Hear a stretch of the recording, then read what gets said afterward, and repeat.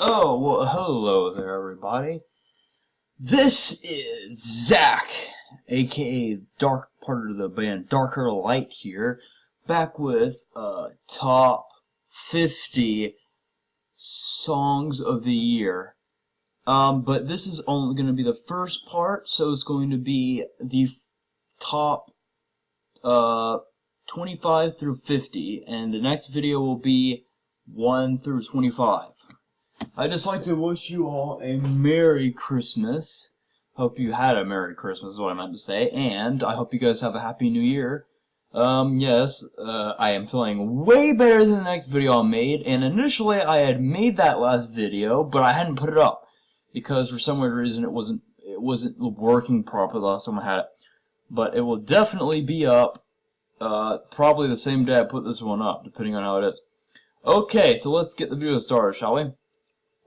With number 50, we have Dance Gavin Dance, Alice English, Tree City Sessions, which is a song that I thought was very good guitar-wise. Originally, this was actually a song they had done a few years earlier. I think it was with a different vocalist.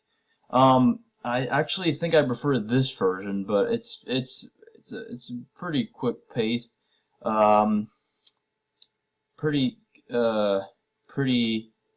accessible, I would think, for at least the band as a whole.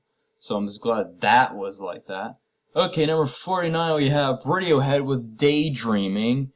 Yes, that's right, Radiohead, Daydreaming. If you see the video for it, it's actually quite interesting. And it's actually, I would say, a more unique song, except it's, I would say it's melancholic. Of course, a lot of his emotions were poured out of this, just in a more, like I said, melancholic way, so I always thought that was interesting. We have number 48, which is Metallica, Moth into Flame.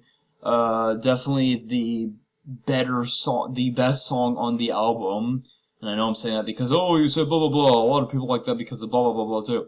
Yeah, but I mean, they had a pretty good comeback with it. It's been such a long time, and I'm just glad they hammered it very well with this one. That's always good to see. Number 47, we have Saosin with Control and the Urge to Pray. Now, obviously, mostly I like this song because of the lyrics. Lyrics hit very well. The lyrics definitely did a better job on this song than any of the other songs on the album. Of course, I like the vocals.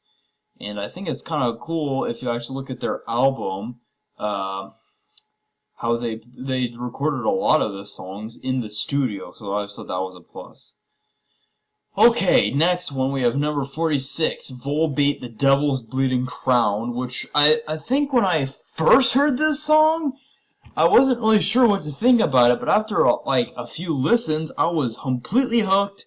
Obviously, this was a few weeks back, if not even over a month back. I used to listen to the song all the time. I used to listen to the song every single time before I went to sleep. And this song would have been a lot lower on the list if it hadn't been for the past few weeks and quite a few songs that I had been going over later. Okay, we have number 45 with After the Burial, Laurentian Ghosts. This is probably the heaviest song I have on my list. This is a song I actually haven't listened to in several months before I had made this list, but it's really good. Definitely the best song. It's a really good album as a whole, but I mean, I was listening to this shit like right after it came out, and I thought it was so fucking awesome. But yeah, so we got number 44, which is Korn, Black is the Soul.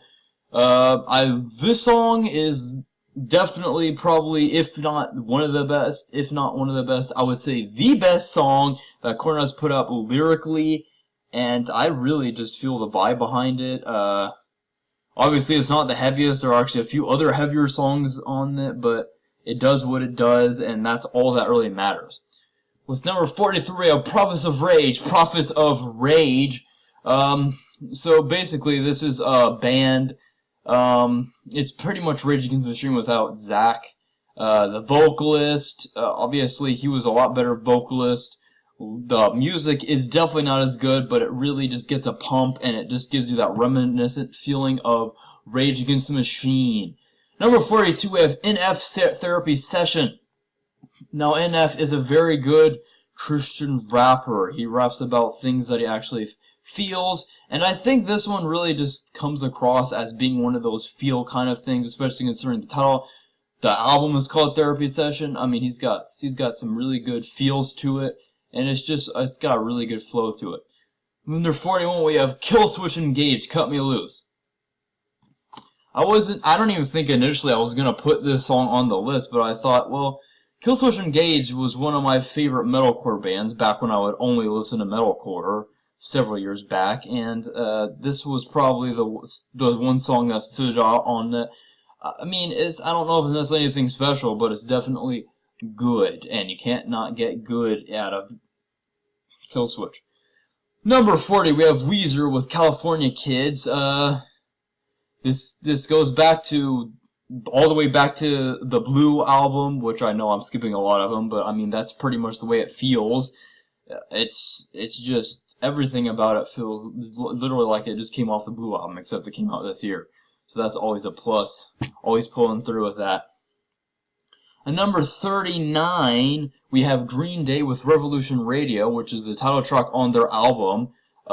This song really just powers through a lot of things that are happening and have happened in the past, and that are probably actually going to happen very close in the future. And I think that's just a really good plus about this song. It just really hits home on very important political things that are happening now. Number 30, we have Papa Roach with Crooked Teeth. Now, their last album that they had made, which I don't even remember what it's called because I didn't really listen to it, not really find it very interesting.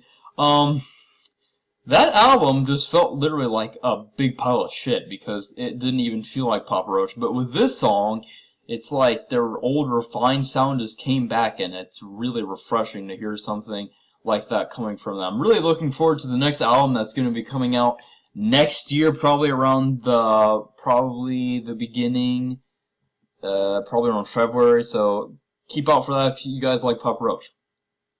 Okay, we have another Dance Gavin Dance song at number 37, which is off their newest album. It's called Betrayed by the Game. I think the really thing is, I mean, it really just speaks about what will happen if you let this thing happen, and that's bad if you do that. And I really think the guitar, the melodic sound of the guitar on this song is just really entrancing, and it's like you can't not listen to it a certain amount of times because it just feels like that. So that's always a good thing. At number 36, we have Traitors with Wornout. This is, I don't know, this song is definitely also another heavier song. The bass is just, I mean, amazing. The gains on it is just heavy. It's dirty. It's in your face, and that's just the way that you like it. I mean, that's the way I like it. But if you guys like that kind of thing, I would definitely suggest checking it out. At number 35, we have Lindsey Sterling with "Don't Let This Feeling Fade," which was featuring Rivers Cuomo. I don't know how to pronounce that. You can always tell me how it is. And Lecrae. It's really catchy. I don't know much about Rivers. I mean, I know there's been from some certain place, but the way that his voice mixes with Lindsey Sterling's violin playing and the dubstep in it is good, and then the part where Lecrae comes in and raps is just perfect. At number 34, we have Islander Think It Over featuring Bad Brains. They're a pretty popular punk band that they kind of have that they featured on another one of their songs off their last album.